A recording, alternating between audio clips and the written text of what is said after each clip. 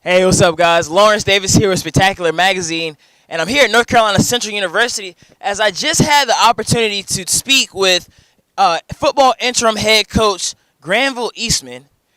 And I promise you, this is going to be an interview that you don't want to miss. We talked about what was his first plans as the interim head coach. Does the interim tag even affect what he wants to do in the long run? And what is his go-to Christmas gift? Let's take a look now. All right, so Coach, could you just recap the end of the season? I know you guys had two disappointing losses to end out. Can you just talk about the feelings of the team and kind of where the team was ending the season after the A&T game? Well, we were down. We were down because we certainly understood that collectively we let some opportunities slip away.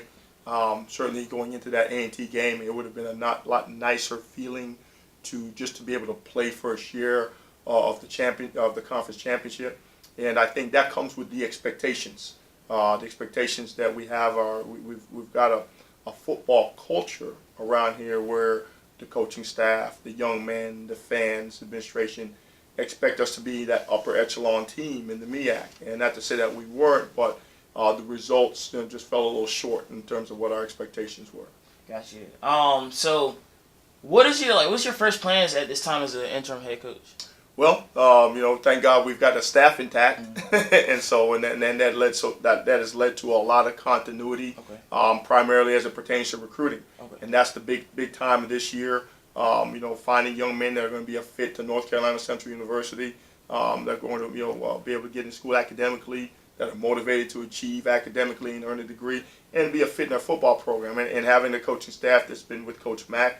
And the way we do things in terms of recruiting, or our plan, our designs, our goals, that's helped the entire transition just continue along the same line. On the other side of it, we've got over about 80 young men who are a very important part of what we do here. Those are the guys who are in-house, players that we anticipate returning, and just be able to stay connected to them, to let them know academically, how they performed, or what's ahead of them, and things of that nature, to keep that continuity going. That's been important as well. So those are kind of two things that we make sure that we have goals, we have a plan for our young men going forward who are currently in the program, and recruiting some new blood to keep everything going. Okay, so you were talking about the culture.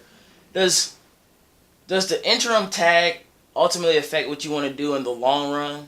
Absolutely not. Okay. Absolutely not. One big positive visit that I had with Chancellor Akinleye and Dr. Ingrid Wicker-McCree was that the program has the full support of our administration, and that expectations for performance on the field and off the field will remain the same and continue to grow.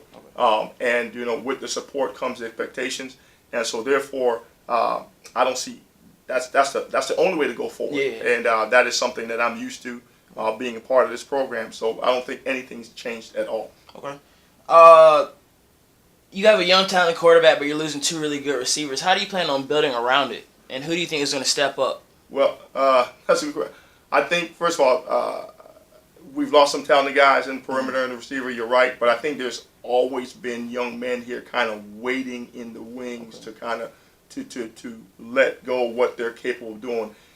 Xavier McCoy is a really, really good talent, and we do have to find some other pieces that will support our quarterback and our situation. But there's still a lot of guys out there. Chance Kennedy is still a relatively young player that has not really had a chance to get out there and show what he can do.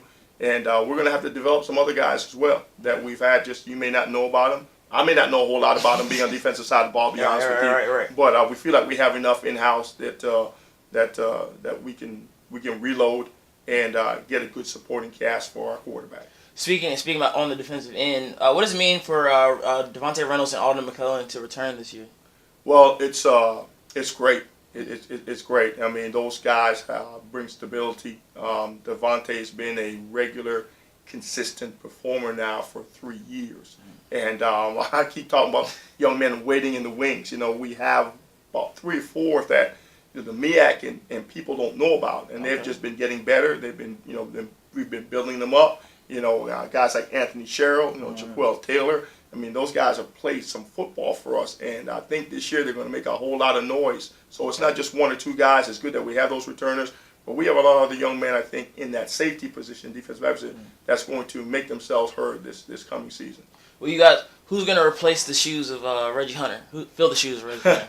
Well, fill the shoes is probably a good way of saying it. Yeah. I don't know if you're going to replace.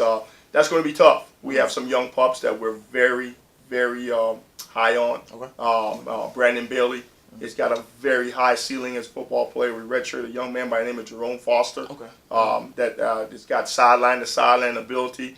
Okay. We have young Patrick Connor, who's another redshirt. Okay. So there have been some guys just waiting a time, watching, learning. Coach Bledsoe does a great job with our linebacking core, and I think be excited to see how they play this year. Got you. You guys had multiple penalty issues last season. How do you help the team improve that between now and Labor Day weekend? Well, I think it's there's some discipline issue you have to address, and certainly accountability from the players and the coaches. And I think it's always starts with us as coaches, and we have to go back, and we have to my goal is going to go back and look at every penalty on all three phases of the game, and I want to look at the frequency of how many times they occurred, and I want to see if it's one or two specific individuals, and then as coaches we're going to see what it is we're teaching. There's a saying in coaching: you're either coaching it or you're allowing it to happen, and that's going to be effort. And then on the other part is the players have to take responsibility as well. And so we're going to see if it's an athletic thing that we're asking a young man to do something that he's capable now, or he's just being defiant. And one way or the other, it's going to get worked out because we're not going to go down that road again. I see what you mean. Why would you become a good candidate to become the head coach? Well, I bring to the table over 20 years of college coaching experience at various levels. I think I have good leadership skills. I've coordinated both the defensive and special teams. I've never coached on offense, so I'm not going to sit and brag about that. But I just think I have a good balance of leadership skills, the experience of coaching college football, and just being able to relate to young men. I'm going to be a lot older than them, but I think the fact that I have children as well, teenagers that are kind of in their age groups, and just dealing with them and some of the issues, challenges, the way they think and things that they have to deal with at this point in time in their life, I think sets me up to be able to handle this opportunity well. Gotcha. And I meant to ask you earlier, but with special teams, Central is always known for having amazing special teams, blocking kicks, returning kickoffs, and all of that. But last year it wasn't the case. Right. How does Central get back to being on top of their game on the special teams end? Well, I think we have to be careful about personnel. Lord knows I'm not going to say that we deviated our time last year any different than we've done in years past. We always allocate a lot of time to special teams. That will not change under this regime. And I think we just have to be a little more careful about our personnel, finding guys who are fit. Injuries are always part of the game, and unfortunately, at that third of the game, we didn't always have some of the members we would like, and so we just had to coach. We had to make do with what was available. Hopefully, we'll have better luck, but I think we got to be very, very careful about our personnel, and that's something we're going to address this spring, probably a lot more than we have in the past. Coach, thank you for your time today, and that will go ahead and conclude our interview. Mr. Lawrence, thank you very much. I appreciate you coming by. Thank you, sir. Now.